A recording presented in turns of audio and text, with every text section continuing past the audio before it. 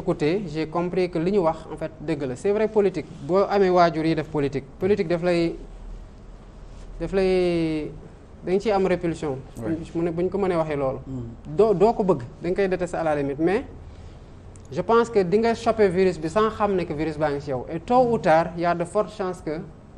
loolu feeñ maanaam nga dem ba jëmi jamono dootoo ko mën a muñati parce que ci yow la nekk et peut-être loolu xëy na mu ngi commencé ci sama maam xëy na jaar ci sama papa man mii mes enfants sama taaw bi chaque jour mu ne ma mais est-ce que contact parental bi war suñu diggante ak yow yaa ngi koy matal ça me fait de la peine de ne pas pouvoir être là tout le temps mais damay reetaan yenn saa yi def des efforts aussi de présence mais damay xam ne moom bés mën na ñëw malgré lu muy subir noonu mu duggaat ci sans t'en rendre compte parce que il me voit. kañ ngeen sentir ne jot na parce que dugg nga yaa ngi nekkoon à l'écart mais kañ nga sentir que ni quand même vraiment jot na wala lan moo nekk déclic boo xam ne tax na nga. en fait en réalité man jusqu'en 29 septembre 2008 j'avais pas de fonction. mais j'assistais aux réunions du comité de pilotage bu ñu defee l'assemblée générale di waxtaan ci bureau bi man j'étais dans le syndicat. donc man bëgguma woon nekk ci biir syndicat ci biir bureau bi président en tant que secrétaire général honoraire nekk ci biir. et on avait d'autres personnes Biram Souley des impôts aussi nekk ci biir il y avait Pape Oumar Diallo ak Mamadou Gueye le maire de Djeddah Thiaroye Kaw c'est chez lui que Pastef est né et c'est lui qui a présidé l'assemblée ak maag moom ñoo présidé l'assemblée générale de Pastef ñoo nekkoon ci présidium bi maag moom ba bi may wàcc pour présenter la feuille de pilotage la feuille de route du comité de pilotage provisoire mais dañu dem ba jëmi jamono j'ai senti que à un moment donné ñu bari ñoo xamante ne il voulait faire le grand écart entre l'engagement politique dans l'opposition ak la carrière ont commencé à prendre du recul donc Ousmane di avancer di gën a wéet bon en ce moment-là il fallait assumer d'être beaucoup plus présent parce que ñun ñoo ko bokkandoo soo bondoo ci donc mënuñu dem mu commencer dëggal boppam am posture bu mu am après mu am ñoo xamante ne dañu commencer di rocceeku te loolu daf ko daloon ci biir syndicat bi quand ça a commencé à arriver ñu gis ñenn ñi di commencer di ut lay di daw di bañatee ñëw alors ci lañ ci waxtaan mu ne ma en fait Diomaye ku nekk dafa am foo mën a yem mu ne ma bu ñu jógande woon fii Dakar di dem Mbour dina am ñoo xamante ne bu ñu eggee Pikine du dañoo bëggatul dem de mais seen tànk ñoo leen dul mayati ñu dox continuer naan dañuy jëmale Mbour mais dina am ñu leen gisee Pikine ñu ñëw dabu si ànd bi ba boo moytul bu ñuy egg Mbour groupe bu fay egg mooy ëppi jëm groupe bi départ Dakar mu ne kon koo xamante ne dem na ba ci biir mu am loo xamante ne ragalloo na ko soit ay intérêt boppam la wala mu ragal dara fekk ko ci ba ñemeetul dem kooku bu ko forcer nañu avancer et on a avancé ensemble et je pense que conviction bu ñu amoon que y avait énormément de patriotes qui attendaient de trouver la locomotive adéquate pour prendre le train de l'engagement politique rejoindre nañu avec des profils plus formidables les uns que les autres donc franchement c'est un de perdu 50 000 patriotes de retrouvés qui font un remarquable travail sur l'étendue du territoire pour le compte du parti. wax nga sa engagement politique li la boole ak Ousmane Sonko ci seen wàll bërëbu liggéeykaay mais dama bëgg a xam tey jii nii lan moo la gënoon motiver wala lan moo gënoon dalal sa xel ba ne tiens damay accompagner cet homme là ci lu jëm ci wàllu politique sachant que risques yi ci waroon ñëw yëpp bëri na. xam nga boo remplacer nit à la tête d'un syndicat où il a eu à gérer des centaines et des centaines de terrains nga ñëw nga def un audit de ce foncier là amoo fenn foo xamante ne mën nga ko ci jam ci gestion mosoo gis tamit mu taxaw mu sukkandiku ci position boobu pour am ay position de prébande au niveau de l'administration parce que pour la petite histoire le président Sonko à l'époque secrétaire général se battait pour que ñu am un plan de carrière au sein de l'administration fiscale moo tax bi ñu ko waxee kaay nga nekk direction de l'administration et du personnel directeur bi dafa ne non man am na ñu ma fi gën a ancien ñoo xamante ne techniquement je ne suis pas meilleur que ñoom et ils sont aussi propres sinon beaucoup plus vertueux que man kon mënu leen tëb ñooñu ëpp ma ancienneté ëpp ma vécu ëppale mu leen dara bëgg maa def un directeur de l'administration et du personnel donc ku mel noonu ak par rapport aussi vision bu mu doon am déjà au sein de l'administration fiscale par rapport au positionnement fit gu mu am déjà pour changer la donne au niveau de l'administration fiscale à travers la création du syndicat, mais aussi en participant au positionnement stratégique de l'administration fiscale. J'avais envie, quand il m'a parlé, de dire mais tiens, il faut que dans ce pays-là qu'on commence à montrer aux Sénégalais qu'on peut faire la politique autrement. Et c'est trop facile aussi de rester et de critiquer parce qu'en réalité fi Pastef judo mooy toog waxtaan di critiquer ba kenn ci ñoom ne mais en fait ñun tamit quelle est suñu responsabilité dans ça parce que toog nii lekk sa suppu kànja mu neex ngay critiquer dafa yomb est-ce que c'est pas parce qu'on regarde faire et loolu moo nekk la remise en cause bu tax Pastef judo donc boo ñuy rejoindre un groupe comme ça nga xamante ne ils sont au balbutiement ngeen ànd décider ànd ci loolu bindandoo les textes choisir les couleurs choisir les totems choisir les devises di avancer ensemble mais quel que soit lu ñu ci naroon fekk dañu waroon taxaw ci itam tant que mu ngi taxaw ci li nga xamante ne moom lañ ko sant mu def parce que ñun ñoo ko tooñ en fait quand je dis ñun mooy ñi ko woonee ko ñun créé nañ suñu mbir waaye yow taxawaay bi ñu gis nga am ci biir syndicat bi jàpp nañ ne boo ñëwee jiitali dina mën a dem fa sori mais mënuñu ko xëcc ci loolu ba pare nag mu matal lépp lu muy def ba pare ñu nekk ci gannaaw di am lu ñuy di bañ a matal aussi suñu engagement je pense que le minimum boo xamante ne on le lui doit en tant que leader boo xamante ne matal na lépp lu ñu doon xaar ci moom mooy engagement détermination ak loyauté. mais ñi doon rocceeku ci début bi ngeen di soog a commencé bokk na ci ñu bari ñoo xam ne lim nga ci kenn léegi ni muy Mamadou Gueye bi nga xam ne moom moo jiite tey Djiddah Thiaroye Kaw dafa mujjee génn ci yéen te pourtant au début mu ngi ci woon. génn ci yéen def mouvement ba tey ji mu seey ci mouvance présidentielle bi ba tax tey sax ñu daal di koy fal directeur impôts et domaines ñooñu ban motivation lañ amoon pour génn ci teel ci Pastef bi. bon xam nga engagement politique moom boo ci nekkee li la ciy génne moom yow yaa koy déterminer toujours est-il que man bu ñu remarqué ne que ça va pas duñ ci sori mooy dañoo créer parti bi commencé di wër siège. Parce que président Sonko dès le départ dafa ne woon ñun ñoo dans la feuille de route provisoire du comité de pilotage dafa ne woon man bëgguma dañ ko ne woon on veut implanter un parti politique bu am ñaari réputation ñu bañ a wax ne rek boo nekkee le 243e parti boo ñëwee sax di wax ne dama créer parti politique dañu bëri seen irgal lu tax demu leen fële lu tax demu leen fii donc il fallait que on fasse comprendre aux Sénégalais que c'était un parti différent pas un parti de plus. Donc cette réputation là que Pastef wuute nag yeneen parti yi fi nekkoon ñun objectif la woon de départ chez nous mais pas différent kese on voulait que mu différent par le sérieux dans l'offre programmatique dans le discours et dans les hommes qui l'incarnent donc loolu nag bu ñu ko defee président Sonko xam ngeen ko moom il est là wala nekku ci mais du def nii léegi dafa am ñoo xamante ne nag ci seen position au sein de l'administration fiscale loolu arrangé wu leen woon ku mel ni Mamadou Gueye c'est quelqu'un qui était très proche du directeur général du directeur des impôts madame Thiam. Donc et à un moment donné quand madame Thiam est devenue DG mu dem nekk conseiller technique suma juumul auprès de madame Thiam donc ñun aussi dans notre choix ñoo waxoon ñëpp ñi nga xamante ne ñu ngi ci biir Pastef te yore ay yenn position stratégique yi ñu bañ a feeñ ci bureau bi c'était son cas c'était le cas de Pape Oumar Diallo qui a été l'auteur du draft de l'appel aux patriotes une très très belle plume un gars vraiment brillant mais jour bu ñuy def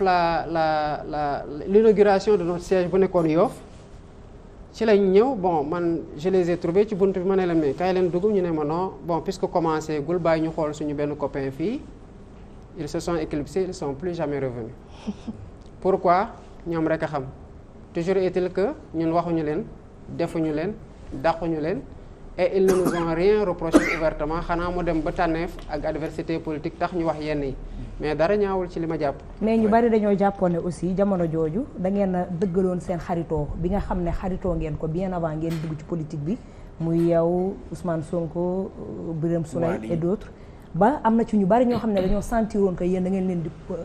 siis parce que yéen a gënoon a xaritoo gën a xamante ci ay jikko. Au contraire on n'avait même pas assez de ressources parce qu'à l'époque à part le noyau du comité de pilotage on n'avait pas grand monde d'ailleurs bu ñuy def suñu assemblée générale université lañ dem étudiants yi ñoo ko ñëw matale donc pour un parti politique quand même il y avait de la place d'autant plus que ñun ñëpp pour ñu bari ci ñun on devait s'affirmer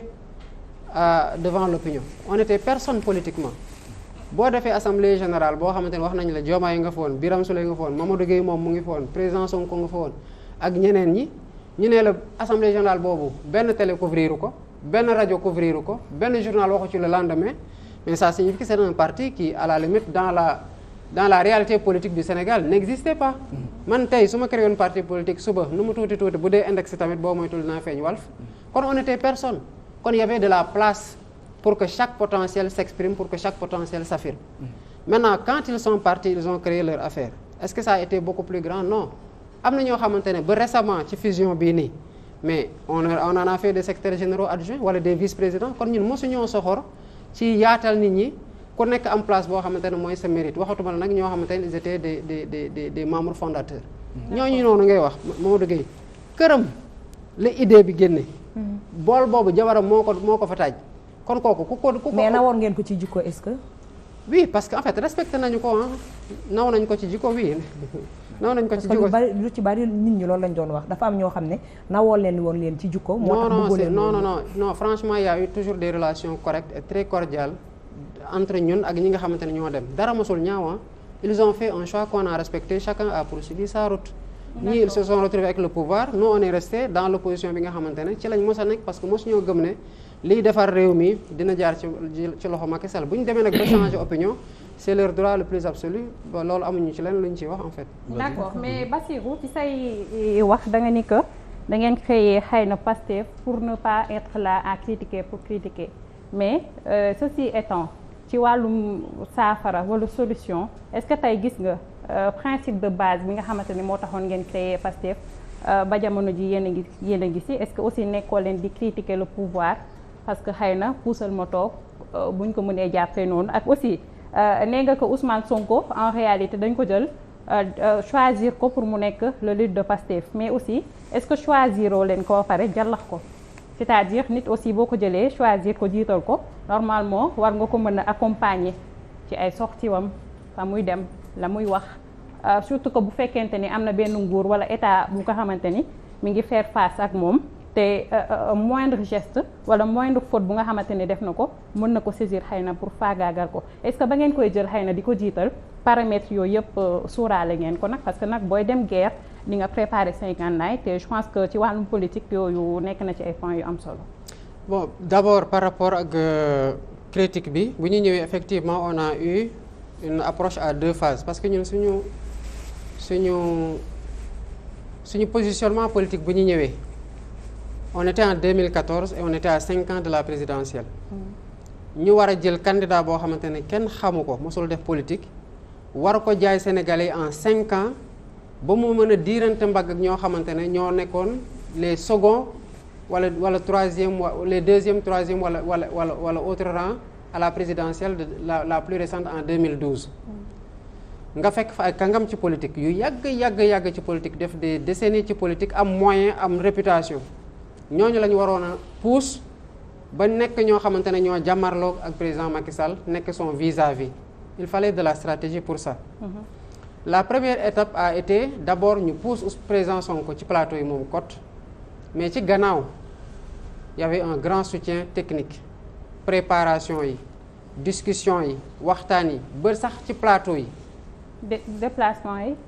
non loolu maa ngi ciy ñëw parce que mooy sa deuxième volet question. Deuxième volet. Donc dañu commencer donc di critiquer di déconstruire il fallait déconstruire pour construire ci la ñuy expliquer nit ñi lan mooy système ak lan moo war a nekk anti-système. ñu jaay nit ñi loolu à travers des hommes bi demee ba nit ñi miin président Sonko ba commencé wax ne mais kii xanaa moom rek a nekk ci la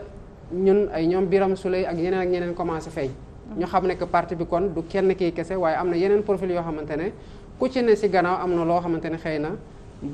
bokkoon na ci liy feeñal li nit ñi doon gis. déconstruction boobu dafa dem ba à la veille de la présidentielle 2019 ñu wax ne yéen critique rek ngeen di def. président Sonko tëju bind un livre bu mu woowee solution pour un Sénégal nouveau.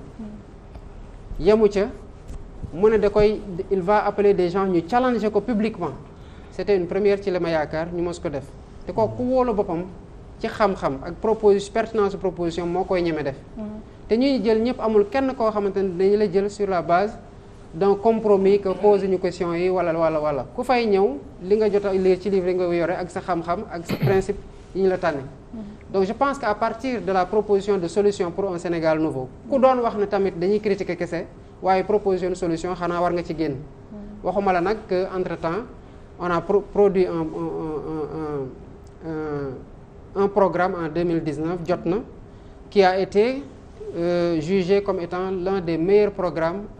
portés par les candidats à la présidentielle 2019. Mais mieux, l'œuvre de proposition continue parce que même pour Dame Ziguinchor, il a proposé 2 choses. Un livre sur les territoires sa vision du développement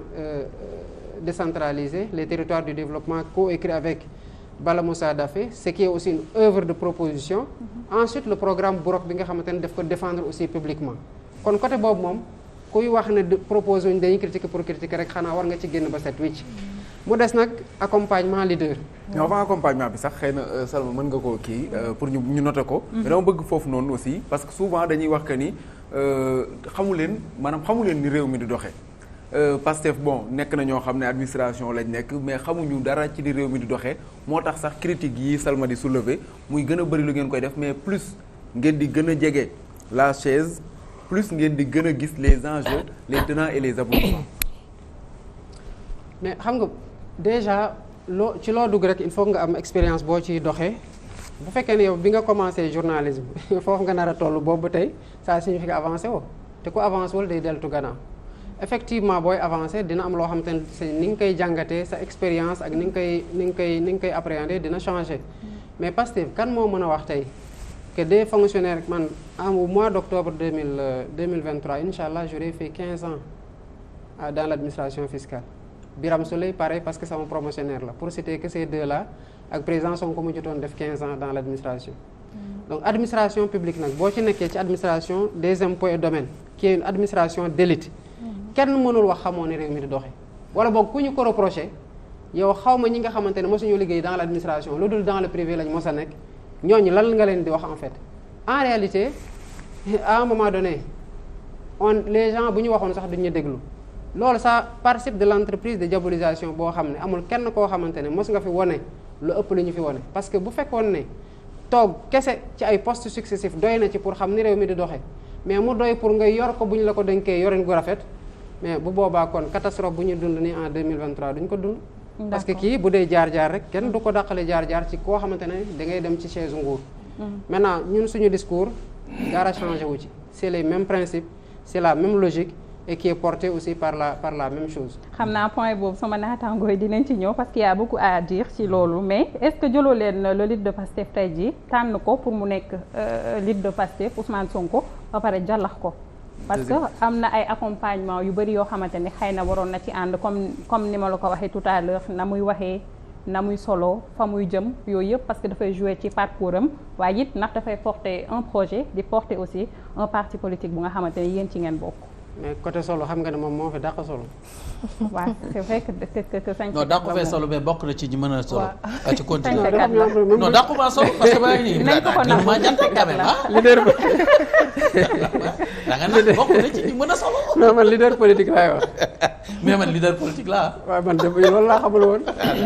mais dafa am ñoo xamante ne même bu ñu solee tissu bu rafet tamit. du génn. non non mënul génn parce que président mën naa parce que jant bi quoi amuñ caaj président mën naa solo. président mën naa solo. ban président. Macky Sall borom babal yi.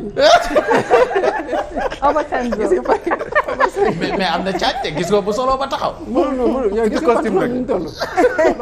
loolu jamono def ko weesu. ayca alors est-ce que jàllaxoo leen ko nii rek. mu dem non parce que bu dee côté vestimentaire je pense quand même y a pas personne ne fait mieux que lui au contraire. maintenant accompagner leader ay fan yu bari la discours bi en fait discours président Sonko c'est adapté à sa personnalité à la sincérité de son engagement. gis nga bu ñu commencé dawal bay feeñ dafa am kenn ku ko ñëw ne est-ce que da ngay def média training mu ne ko lan mooy média training. mu ne est-ce que da ngay xool ni ngay waxee boo ñëwee lan ngay wax la mu ne non ñun loolu kii adapté wul ak ñun sincérité la ñuy jiital ci lu ñuy wax. maintenant nit la c'est vrai que njuumte ci homme politique ça peut être fatal. parce que dañu ne la def nga erreur de communication nangam mais yu bari du erreur de communication dañoo judd ci jamono joo xamante ne buur bi fi nekk dafa soxor loolu kese la. moo ñu sonal ci yu bari yoo xamante ne dañuy jàpp ne ay erreur lañ def mais defuñu erreur c'est qu'on est à l'ère d'un